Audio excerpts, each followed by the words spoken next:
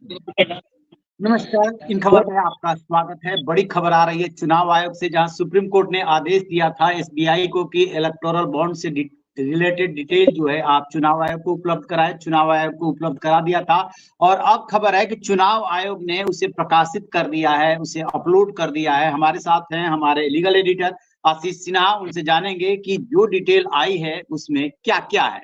आशीष। देखिए तिवारी जी, सबसे अहम बात यह है कि चुनाव आयोग के पास समय था, यानी 15 मार्च की शाम 5 बजे तक का समय था इस डिटेल को सार्वजनिक करने के लिए। सुप्रीम कोर्ट की संविधान पीठ ने चुनाव आयोग को यह कहा था कि 15 मार्च की शाम 5 बजे तक चुनावी चंदे से संबंधित जो जानकारियां आपको एसबीआई मुहैया कराएगा, उन जानकारियों को आपको अपनी वेबसाइट पर डालना होगा। लेकिन चुनाव आयोग ने ठीक एक दिन पहले ये सारी जो जानकारियां हैं अपनी वेबसाइट पर डाल दी। कुल 650 पन्नों से ज्यादा की ये जानकारियां हैं और दो अलग अलग जानकारियां चुनाव आयोग की तरफ से जारी की गई हैं, जैसा कि एसबीआई ने चुनाव आयोग को दिया था। एसबीआई ने दरअसल दो अलग अलग पेन ड्राइव दी थी, जिसमें दो अलग अलग जानकारियां थी और ये दोनों ही जो पेन ड्राइव थी वो पासवर्ड प्रोटेक्टेड थी। चुनाव आयोग की जो पहली तकरीबन 400 पेज की जो पीडीएफ है, उसमें ये बताता है कि किस पार्टी ने या किस व्यक्ति ने, किस संस्थान ने कितने का चुनावी बॉन्ड जो है वो खरीदा।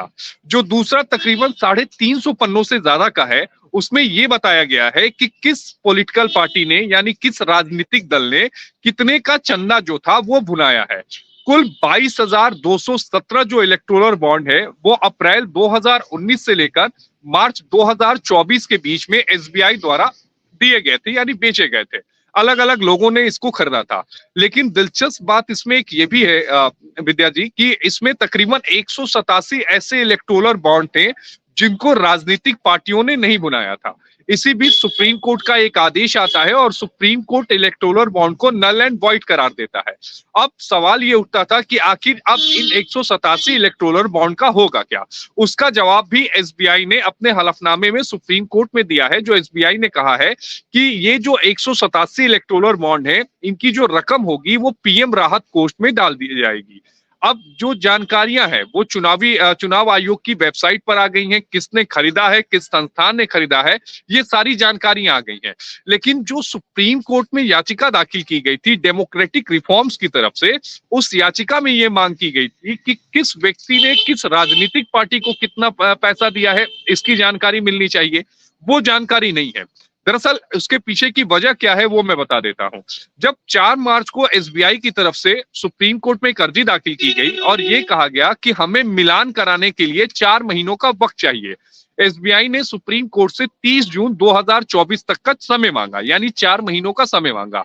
तब सुप्रीम कोर्ट में मामले की जब सुनवाई शुरू हुई तो हरीश साल्वे ने कहा कि हमारे पास जानकारियां तो रेडी है, लेकिन चूंकि मिलान कराने में हमें वक्त लगेगा, क्योंकि ये गोपनीयता का मामला था, इसलिए सारी जो फाइल्स हैं उनको अलग अलग रखा गया है। तब सुप्रीम कोर्ट ने यह कहा कि हमने आपको मिलान कराने को तो कहा नहीं, हमारा आदेश बिल्कुल साफ है कि जो चंदे बेचे गए हैं, यानी जो इलेक्टोरल बॉन्ड्स बेचे गए हैं, किसने खरीदे हैं और किस पॉलिटिकल पार्टी ने उसे भुनाए हैं, वो जानकारी आप साझा कर दीजिए। तो वो जानकारी चुनाव आयोग ने अपनी वेबसाइट पर साझा कर दी है। एक और इसमें दिलचस्प बात यह है विद्या जी कि चुनाव आयोग जो है वो हर साल राजनीतिक पार्टियों के जो आय और व्यय का जो ब्यौरा है वो तो देता ही है। उस ब्यौरे में ये भी पता चलता है कि किस राजनीतिक पार्टी को कितना पैसा मिला है और उस पैसे का उन लोगों ने खर्च क्या किया है। ये केवल जो अभी डेटा जो जारी किया गया है उससे ये जरूर पता चल पाएगा कि अप्रैल 2019 से मार्च 2024 के बीच में किस राजनीतिक पार्टी को कितना फंड मिला है, कितना पैसा मिला है।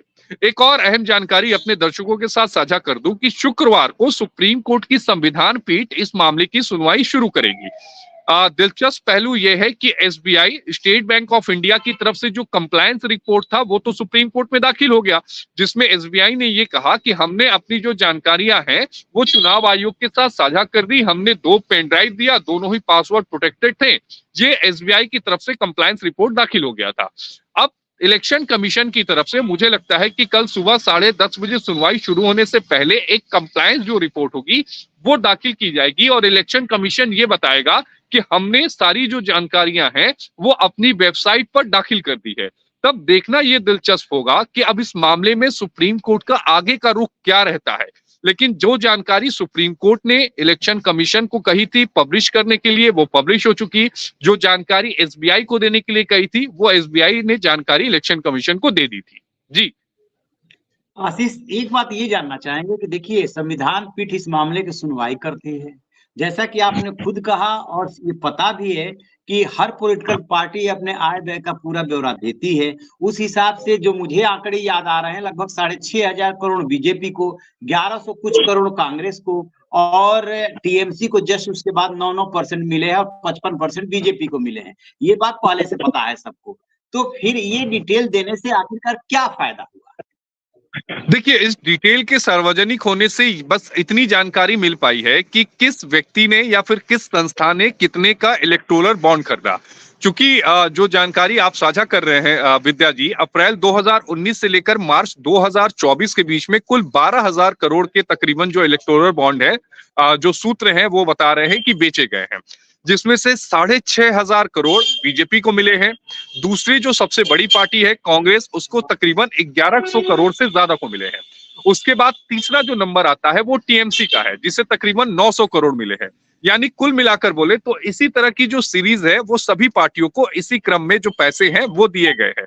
ये जानकारी पहले से भी अवेलेबल थी, लेकिन ये अवेलेबल नहीं था कि किस व्यक्ति ने कितना खरीदा, किस संस्थान ने कितने का इलेक्टोरल बॉन्ड खरीदा, वो जानकारी अवेलेबल नहीं थी। लेकिन डेमोक्रेटिक राइट्स क्या मांगता था, जो एनजीओ है, वो ये चाहता था कि जनता को ये पता चले कि किस व्यक्ति ने खरीदा है। लेकिन इसमें कैच है तिवारी जी, ये इतना आसान नहीं होगा, क्योंकि सुप्रीम कोर्ट का एक जजमेंट है, कॉन्स्टिट्यूशन बेंच का जजमेंट है, Puttaswamy versus union of India. आपको ध्यान में होगा ये पूरा जो मसला था वो आधार कार्ड से संबंधित मसला था, जिसमें सुप्रीम कोर्ट की 9 जजेस कॉन्स्टिट्यूशन बेंच ने ये कहा था कि जो राइट टू प्राइवेसी है, यानी जो गोपनीयता का अधिकार है, वो फंडामेंटल अधिकार है, वो आपका मौलिक अधिकार है। तो अब अगर ऐसे में जस्ट सपोज करिए कि मैंने एक इलेक्टोरल बॉन्ड खरीदा, मुझसे ये कहा गया था, नियम और शर्तें ये थी कि आपकी पहचान, आपकी सब कुछ गोपनीय रखी जाएगी। अब अगर इसको सार्वजनिक कर दिया जाए कि मैंने वो इलेक्टोरल बॉन्ड किसको बेचा है, यानी किस पॉलिटिकल पार्टी को दान में दिया है, किस पॉलिटिकल पार्टी को चंदे के रूप में दिया है, तो ये गोपनीयता यहां पर भंग होगी।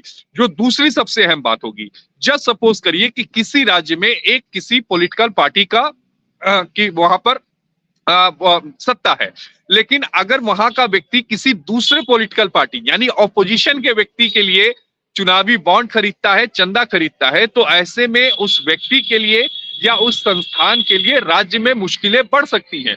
तो ये जो एस्पेक्ट है, मुझे लगता है कि सुप्रीम कोर्ट इन पर भी गौर करेगा, और अगर ऐसा कोई आदेश आता है तो मुझे लगता है कि इस जजमेंट का हवाला देकर सुप्रीम कोर्ट का भी रुख किया जाएगा कि right to privacy fundamental right है। हमें इस बात का भरोसा दिया गया था कि हमारी जानकारी जो गोपनीय है उसे रिवील नहीं किया जाएगा, लेकिन उसके बावजूद इसको रिवील किया जा रहा है।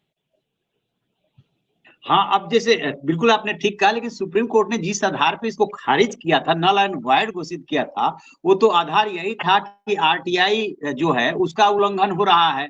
अब यदि एक कानून का उल्लंघन हो रहा है, दूसरी तरफ हम अपने फंडामेंटल राइट का हवाला देते हैं, तो ये भी तो डिसाइड होना ही चाहिए ना कि अभी तक जो हुआ वो तो गलत ही हो रहा था ना। फिर देखिए, आगे चल के तो ये डिसाइड होना ही है। मुझे नहीं लगता कि इतनी जल्दी से प्रशांत भूषण हार मान जाएंगे और कहेंगे कि नहीं, जो जानकारी आई है मुझसे संतुष्ट है। मुझे नहीं लगता, क्योंकि प्रशांत भूषण जो एनजीओ है उसको रिप्रेजेंट कर रहे हैं, तो ये लड़ाई लंबी खींचेगी। लेकिन लड़ाई अगर लंबी खींचेगी तो आप ये भी मान के चलिए कि राइट टू प्राइवेसी का भी मुद्दा सुप्रीम कोर्ट में उठना तय है, राइट टू प्रोटेक्शन का मुद्दा भी सुप्रीम कोर्ट में उठना तय है। तो ये इतनी आसान डगर नहीं होगी जो आसान डगर चुनावी बॉन्ड को रद्द कराने को लेकर थी, क्योंकि यहाँ पर आम जन का जो मौलिक अधिकार है वो भी सुप्रीम कोर्ट के कटघरे में खड़ा होगा।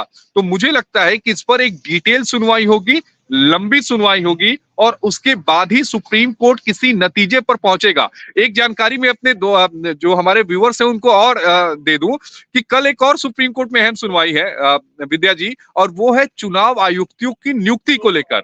आज ही दो चुनाव आयुक्त की नियुक्ति का नोटिफिकेशन जारी हो जाता है। कल सुप्रीम कोर्ट में सुनवाई होनी है, जिसमें यह कहा गया है कि नहीं जी, पुराने नियमों के मुताबिक करिए। तो अब ये बेहद दिलचस्प है, चुनाव आयोग दो अलग अलग मुद्दों पर सुप्रीम कोर्ट में लड़ेगा, और ये देखना बेहद दिलचस्प होगा कि चुनाव की तारीखों का ऐलान कब होता है, क्योंकि चुनाव की तारीखों को लेकर पूरी तरह से चुनाव आयोग तैयार हो गया है।